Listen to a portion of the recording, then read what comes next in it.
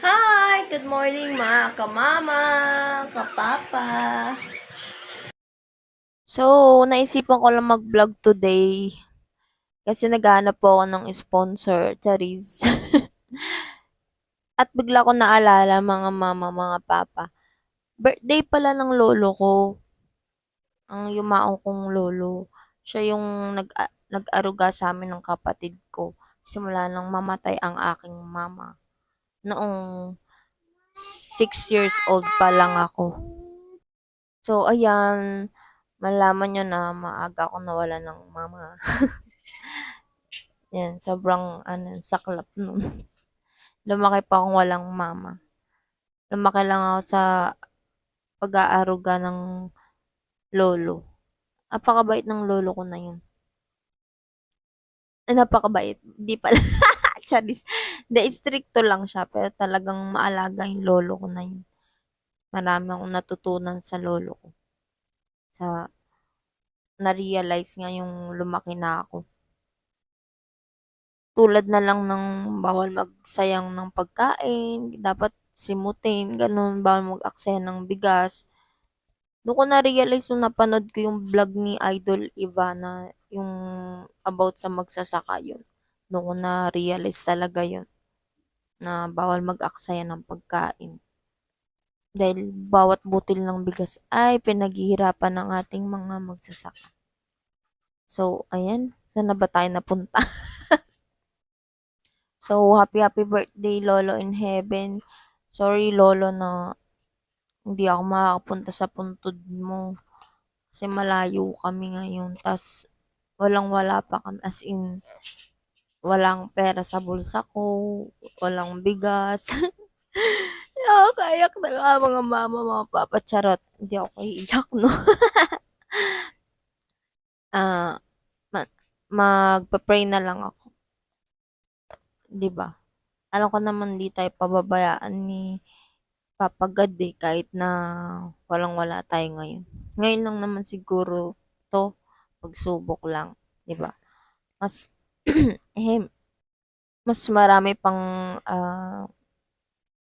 maghihirap or dinadanas na masaklap na pinagdaraanan kaysa sa atin. Yun na lang yung isipin natin, 'di ba? Kaysa magmukmok tayo. Think positive pa rin ang mama mo. Sana kayo din. So, ayan, nakikita nyo, nagpe-prepare na ako dyan ng ano ni baby. Dahil paliliguan ko na si baby. Si baby Hopia. Na tulog pa. Nakahugas naman ako ng plato dyan mga ma.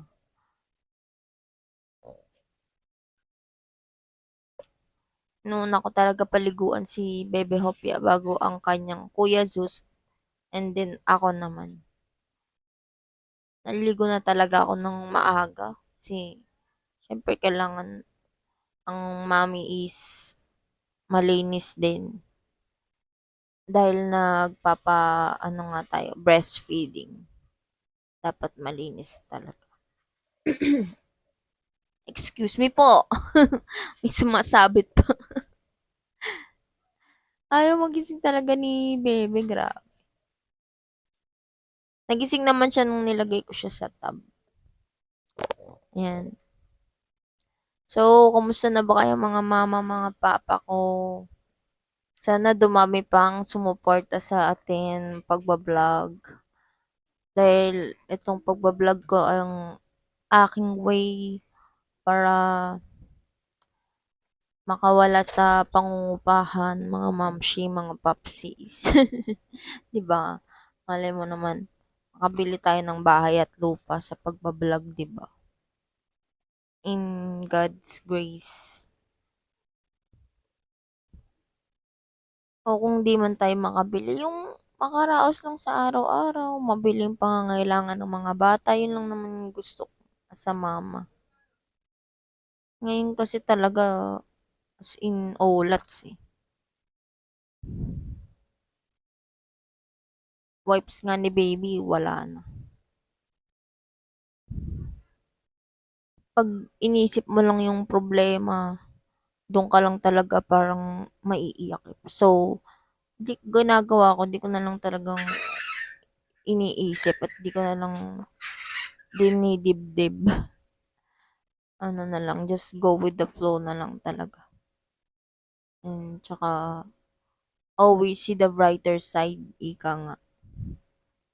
Kaya kahit walang-wala tayo ngayon, walang pera, walang basta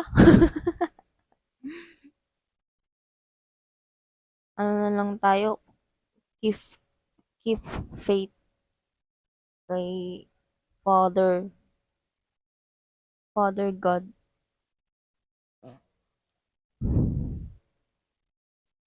Di niya tayo pababayaan.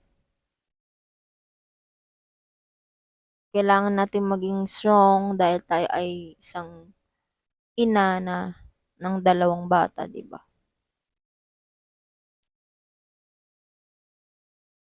Kaya gawin ko ang aking best para sa aking mga chikitings. Chikitings. Charot. Sanay naman ako sa hirap, mga ma. Ang ano lang talaga, gusto ko lang is may ma-provide, may maayos sa aking mga anak. That's why I do this. Kasi nga wala namang work mama mo, anong pagkakabalan ko, 'di ba? So, kailangan talagang mag-vlog, mag-content para naman maging productive yung araw ng mama mo. Tsaka sobrang nakaka-boring sa bahay, 'di ba, mga mama, mga papa. Kung yung ang may trabaho, 'di ba, nag-content creator, nagba-vlog. Ano pa kaya yung tulad ko na nasa bahay lang full-time mom, 'di ba? So, why not try, 'di ba? Wala namang mawawala sa atin kundi natin susubukan. Baka ito pa ang ating ika-angat, kaahon sa buhay, mga mama. Basta think, ano lang tayo, think positive. So, syempre, wala namang yumayaman sa empleyado, di ba? Kano nga lang kinikita ng empleyado. Kaya kailangan talaga nating maging madiskarte sa panahon ngayon. Mag-vlog, mag-business, o dun, aasenso talaga tayo dun. Yung mga ginagawa ng mga kilala na nating influencers, 'di ba? So, dahil mahaba pa tong ating ibo-voice over, para mas lalo niyo pong makilala ang Mama Mowin, ay magbabahagi ng ako ng ilan tungkol sa akin. So, ako po ay 26 years old ngayon. Nag-asawa ako, 22 years old po. Yan. Tapos nagkaanak po agad kami. Matapos namin mag-live-in.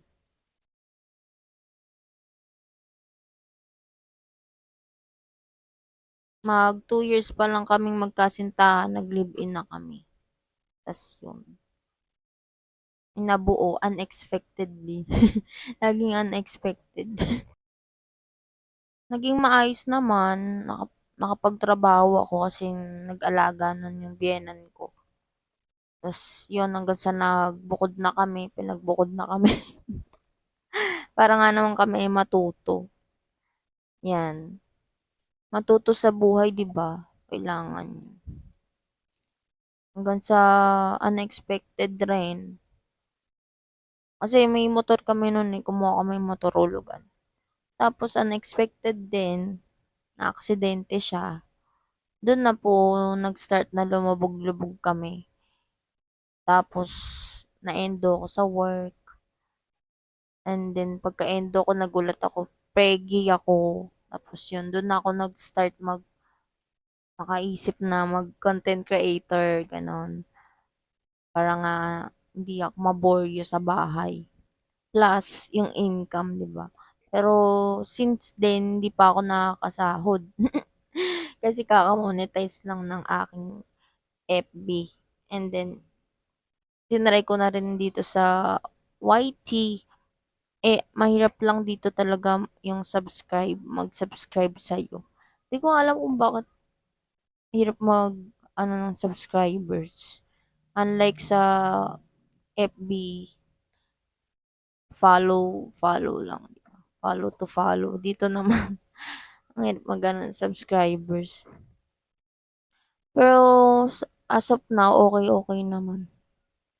Magkakaroon naman tayo paunti-unti ng mga bagong subscribers. Thank you God talaga. Lahat ng kitaan na talaga ay sinusubukan ng mama mo dahil affiliate din ako. Matagal naman ang affiliate pero hindi ako ano, super active. Ngayon lang talaga na full time ako sa bahay. Nung working ako kasi sinisingit ko lang yung pag-affiliate. Kumikita ako dun, barya lang, ganun. 50 pesos, ganun. Nadiretso siya sa GCash. Automatic kasi siya. Yun.